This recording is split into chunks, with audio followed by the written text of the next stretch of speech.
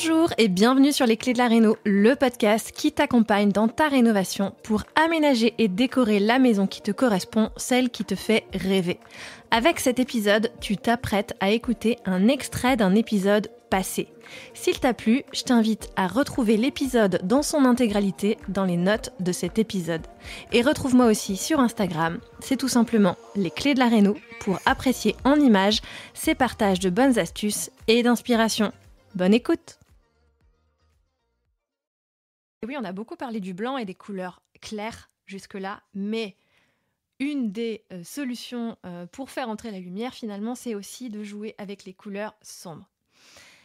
Et là, vous allez me dire, mais comment est-ce possible? Puisqu'effectivement, les couleurs sombres, ce sont des couleurs qui absorbent la lumière et en aucun cas, elles vont permettre d'apporter de la lumière naturelle, évidemment. Mais dans l'opposition, une pièce blanche, même très peu éclairée, va paraître très lumineuse à côté d'une pièce aux couleurs sombres.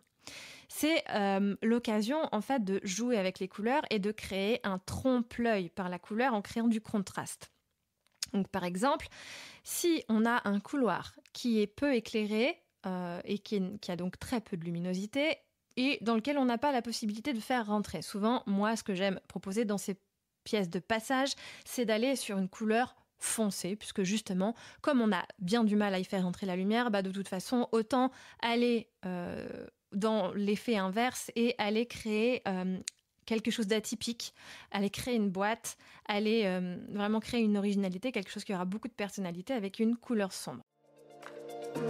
Et voilà, c'est fini pour aujourd'hui. On se retrouve très vite pour le prochain épisode. Et d'ici là, note le podcast sur ta plateforme d'écoute préférée. Ça m'aide toujours énormément. Et surtout, porte-toi bien.